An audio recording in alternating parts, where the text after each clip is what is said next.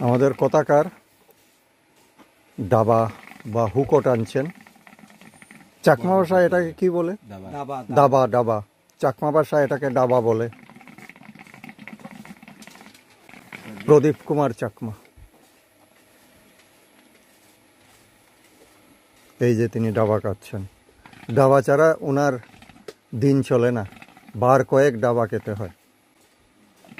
উনার আরেক নাম আগার, অর্থ পুরনো দিনের মানুষ। তিনি এখনো ঠঙ্গরে থাকেন ও দাবা কাট। কিভাবে মানে গ্যাস পোড়ানো হয়েছে দেখুন, সাধারণ সিলিম নয়, ওটা ভিতরটা দেখুন সিলিমটা কি সুন্দর তৈরি করা হয়েছে এবং বাইরে একটা খাবার লাগানো হয়েছে, প্লাস্টিক দিয়ে খাবার।